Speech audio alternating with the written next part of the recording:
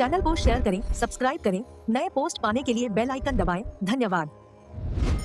ॐ जालन्धराय विद्महे महायोगाय धीमहि तन्नो नाथः प्रचोदयात्। सिद्ध मंत्र तंत्र पर आपका स्वागत है। नवनाथों में जालंधर नाथ का स्थान अत्यंत विशिष्ट है। ये वे सिद्ध है जिनके बारे में कहा जाता है कि इन्होंने स्वयं मृत्यु को जीत लिया। जालंधर पीठ जो आज हिमाचल में स्थित है, उस पवित्र भूमि पर इन्होंने ऐसी तपस्या की जिसने तीनों लोकों को कंपित कर दिया।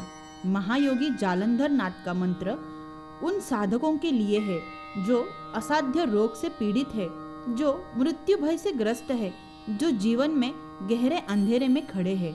जालंधर नाथ गायत्री के नियमित जप से साधक को दीर्घायु प्राप्त होती है। शरीर में व्याप्त रोग शने शने नष्ट होने लगते हैं, शत्रुओं का भय समाप्त होता है और जीवन में एक ऐसी स्थिरता आती है जिसे कोई परिस्थिति हिला नहीं सकती। यह साधना सोमवार से आरंभ करें। स्नान के पश्चात श्वेत वस्त्र धारण करें, उत्तर दिशा में मुख करके बैठे, जालंधर नाथ का चित्र सामने स्थापित करें, गाय के घी का दीपक जलाए और शुद्ध धूप अर्पित करें। मन में संकल्प करें कि हे जालंधर नाथ, आपकी महाशक्ति से मेरे जीवन के समस्त कष्ट और रोग नष्ट हो। कम से कम एक माला अर्थात 108 बार मंत्र का जप करें। यह सनातन धर्म का वह अमृत ज्ञान है जो हमारे ऋषि मुनियों ने हजारों वर्षों की तपस्या से अर्जित किया और आज यह आप तक पहुंच रहा है। मैं आप सभी को यह मंत्र जप करके दे रही हूँ। इसे श्रद्धा और पूर्ण विश्वास के साथ प्रतिदिन सुने। चैनल को शेयर करें, सब्सक्राइब करें। अगर मेंबरशिप अभी तक नहीं ली है तो कृपया ज्वाइन बटन दबाकर मेंबरशिप ले ले। भगवान की कृपा आप पर और आपके परिवार पर अवश्य बरसेगी। जय सनातन, जय नाथ आदेश। ओम जालंधराय विद्महे महायोगाय धीमहि तन्नो नाथः प्रचोदयात्। ओम जालंधराय विद्महे महायोगाय धीमहि तन्नो नाथः प्रचोदयात्। ओम जालंधराय विद्महे महायोगाय धीमहि तन्नो नाथः प्रचोदयात्। ओम जालंधराय विद्महे महायोगाय धीमहि तन्नो नाथः प्रचोदयात्। ओम जालंधराय विद्महे महायोगाय धीमहि तन्नो नाथः प्रचोदयात्। ओम जालंधराय विद्महे महायोगाय धीमहि तन्नो नाथः प्रचोदयात्। ओम जालंधराय विद्महे महायोगाय धीमहि तन्नो नाथः प्रचोदयात्। ओम जालंधराय विद्महे महायोगाय धीमहि तन्नो नाथः प्रचोदयात्। ओम जालंधराय विद्महे महायोगाय धीमहि तन्नो नाथः प्रचोदयात्। ओम जालंधराय विद्महे महायोगाय धीमहि तन्नो नाथः प्रचोदयात्। ओम जालंधराय विद्महे महायोगाय धीमहि तन्नो नाथः प्रचोदयात्। ओम जालंधराय विद्महे महायोगाय धीमहि तन्नो नाथः प्रचोदयात्। ओम जालंधराय विद्महे महायोगाय धीमहि तन्नो नाथः प्रचोदयात्। ॐ जालन्धराय विद्महे महायोगाय धीमहि तन्नो नाथः प्रचोदयात्। ॐ जालन्धराय विद्महे महायोगाय धीमहि तन्नो नाथः प्रचोदयात्। ॐ जालन्धराय विद्महे महायोगाय धीमहि तन्नो नाथः प्रचोदयात्। ॐ जालन्धराय विद्महे महायोगाय धीमहि तन्नो नाथः प्रचोदयात्। ॐ जालन्धराय विद्महे महायोगाय धीमहि तन्नो नाथः प्रचोदयात्। ॐ जालन्धराय विद्महे महायोगाय धीमहि तन्नो नाथः प्रचोदयात्। ॐ जालन्धराय विद्महे महायोगाय धीमहि तन्नो नाथः प्रचोदयात्। ॐ जालन्धराय विद्महे महायोगाय धीमहि तन्नो नाथः प्रचोदयात्। ॐ जालन्धराय विद्महे महायोगाय धीमहि तन्नो नाथः प्रचोदयात्।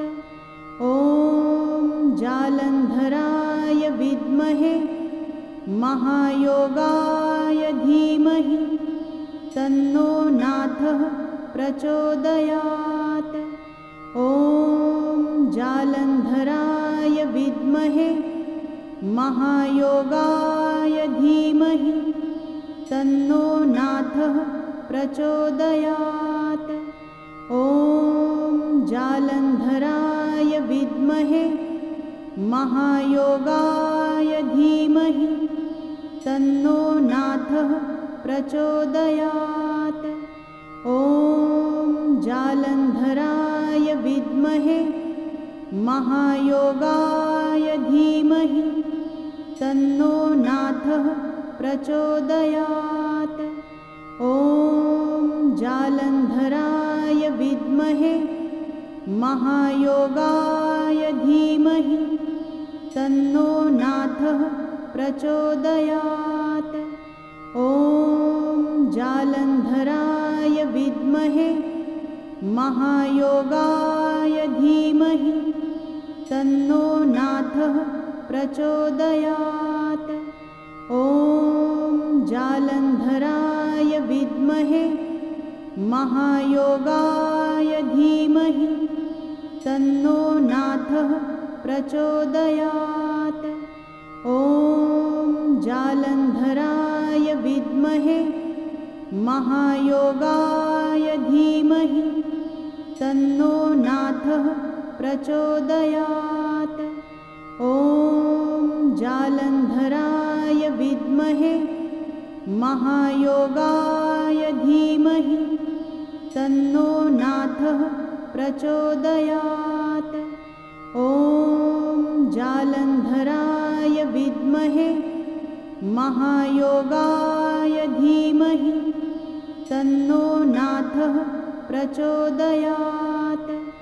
ॐ जालन्धराय विद्महे महायोगाय धीमहि तन्नो नाथः प्रचोदयात्। ॐ जालन्धराय विद्महे महायोगाय धीमहि तन्नो नाथः प्रचोदयात्। ॐ जालन्धराय विद्महे महायोगाय धीमहि तन्नो नाथः प्रचोदयात्। ॐ जालन्धराय विद्महे महायोगाय धीमहि तन्नो नाथः प्रचोदयात्।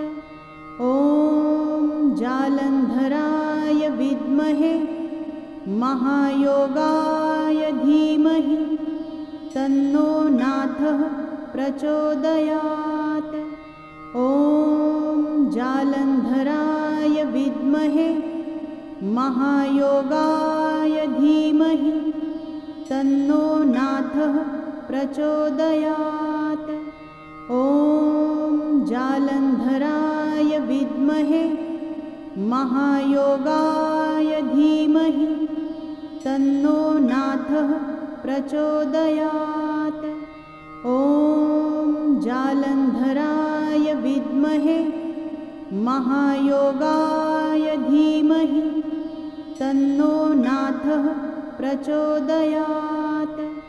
ॐ जालन्धराय विद्महे महायोगाय धीमहि तन्नो नाथः प्रचोदयात्।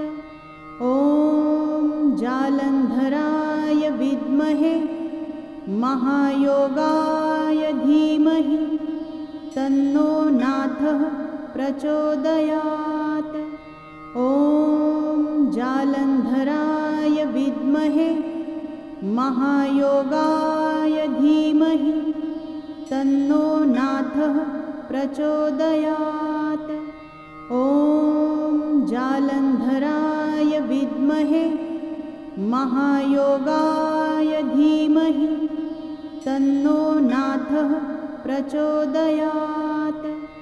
ॐ जालन्धराय विद्महे महायोगाय धीमहि तन्नो नाथः प्रचोदयात्।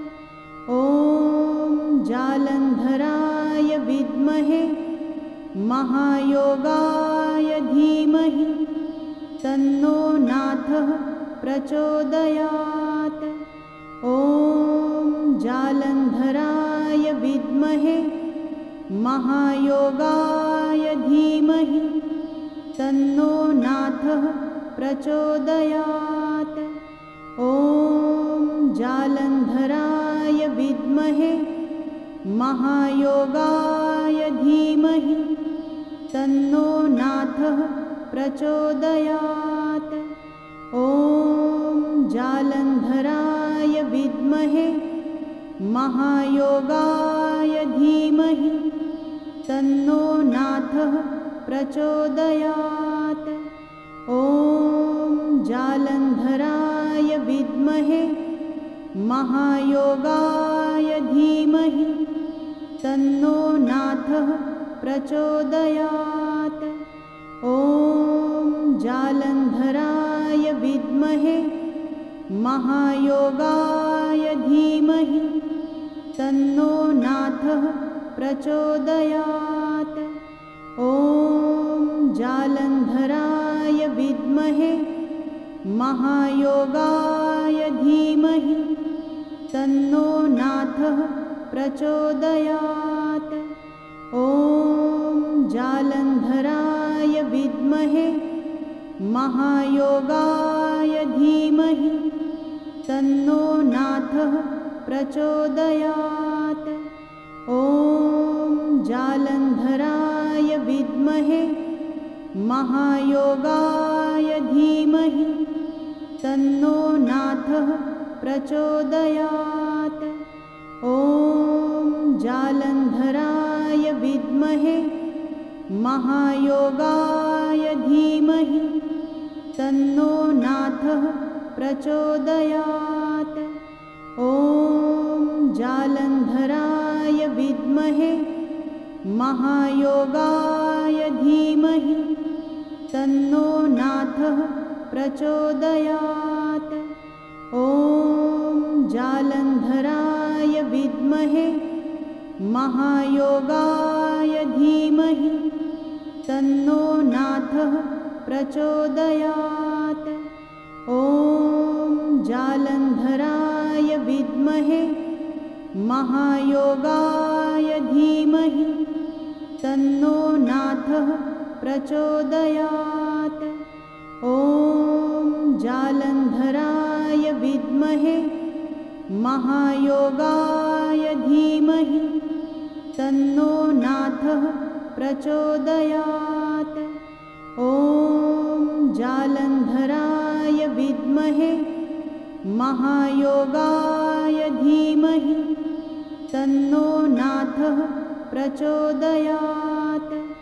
ॐ जालन्धराय विद्महे महायोगाय धीमहि तन्नो नाथः प्रचोदयात्। ॐ जालन्धराय विद्महे महायोगाय धीमहि तन्नो नाथः प्रचोदयात्। ॐ जालन्धराय विद्महे महायोगाय धीमहि तन्नो नाथः प्रचोदयात्। ॐ जालन्धराय विद्महे महायोगाय धीमहि तन्नो नाथः प्रचोदयात्। ॐ जालन्धराय विद्महे महायोगाय धीमहि तन्नो नाथः प्रचोदयात्। ॐ जालन्धराय विद्महे महायोगाय धीमहि तन्नो नाथः प्रचोदयात्। ॐ जालन्धराय विद्महे महायोगाय धीमहि तन्नो नाथः प्रचोदयात्। ॐ जालन्धराय विद्महे महायोगाय धीमहि तन्नो नाथः प्रचोदयात्। ॐ जालन्धराय विद्महे महायोगाय धीमहि तन्नो नाथः प्रचोदयात्। ॐ जालन्धराय विद्महे महायोगाय धीमहि तन्नो नाथः प्रचोदयात्। ॐ जालन्धराय विद्महे महायोगाय धीमहि तन्नो नाथः प्रचोदयात्। ॐ जालन्धराय विद्महे महायोगाय धीमहि तन्नो नाथः प्रचोदयात्। ॐ जालन्धराय विद्महे महायोगाय धीमहि तन्नो नाथः प्रचोदयात्। ॐ जालन्धराय विद्महे महायोगाय धीमहि तन्नो नाथः प्रचोदयात्। ॐ जालन्धराय विद्महे महायोगाय धीमहि तन्नो नाथः प्रचोदयात्। ॐ जालन्धराय विद्महे महायोगाय धीमहि तन्नो नाथः प्रचोदयात्। ॐ जालन्धराय विद्महे महायोगाय धीमहि तन्नो नाथः प्रचोदयात्। ॐ जालन्धराय विद्महे महायोगाय धीमहि तन्नो नाथः प्रचोदयात्। ॐ जालन्धराय विद्महे महायोगाय धीमहि तन्नो नाथः प्रचोदयात्। ॐ जालन्धराय विद्महे महायोगाय धीमहि तन्नो नाथः प्रचोदयात्। ॐ जालन्धराय विद्महे महायोगाय धीमहि तन्नो नाथः प्रचोदयात्।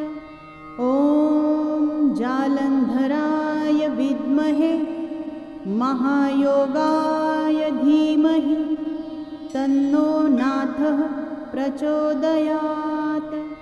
ॐ जालन्धराय विद्महे महायोगाय धीमहि तन्नो नाथः प्रचोदयात्। ॐ जालन्धराय विद्महे महायोगाय धीमहि तन्नो नाथः प्रचोदयात्। ॐ जालन्धराय विद्महे महायोगाय धीमहि तन्नो नाथः प्रचोदयात्। ॐ जालन्धराय विद्महे महायोगाय धीमहि तन्नो नाथः प्रचोदयात्। ॐ जालन्धराय विद्महे महायोगाय धीमहि तन्नो नाथः प्रचोदयात्। ॐ जालन्धराय विद्महे महायोगाय धीमहि तन्नो नाथः प्रचोदयात्। ॐ जालन्धराय विद्महे महायोगाय धीमहि तन्नो नाथः प्रचोदयात्। ॐ जालन्धराय विद्महे महायोगाय धीमहि तन्नो नाथः प्रचोदयात्।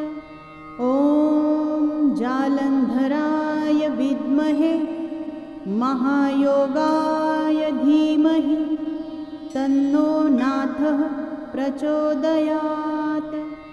ॐ जालन्धराय विद्महे महायोगाय धीमहि तन्नो नाथः प्रचोदयात्।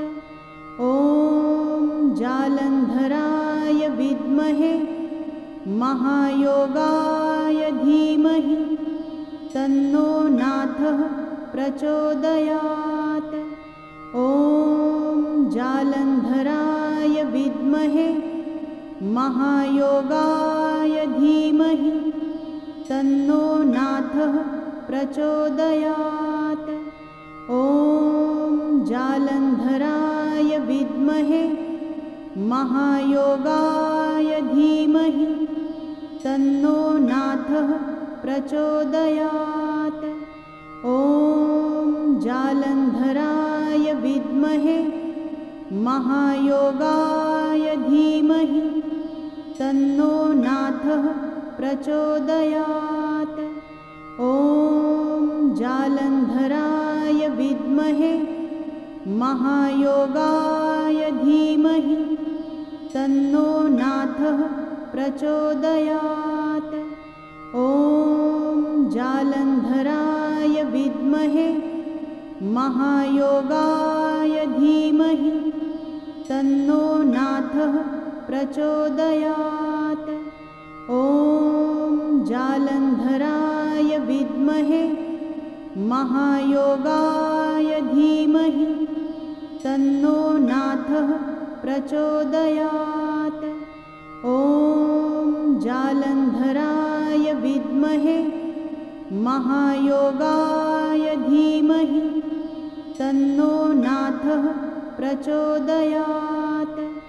ॐ जालन्धराय विद्महे महायोगाय धीमहि तन्नो नाथः प्रचोदयात्। ॐ जालन्धराय विद्महे महायोगाय धीमहि तन्नो नाथः प्रचोदयात्। ॐ जालन्धराय विद्महे विद्महे महायोगाय धीमहि तन्नो नाथः प्रचोदयात्। ॐ जालन्धराय विद्महे महायोगाय धीमहि तन्नो नाथः प्रचोदयात्। ॐ जालन्धराय विद्महे महायोगाय धीमहि तन्नो नाथः प्रचोदयात्। ॐ जालन्धराय विद्महे महायोगाय धीमहि तन्नो नाथः प्रचोदयात्। ॐ जालन्धराय विद्महे महायोगाय धीमहि तन्नो नाथः प्रचोदयात्। चैनल को शेयर करें, सब्सक्राइब करें, नए पोस्ट पाने के लिए बेल आइकन दबाएं। धन्यवाद।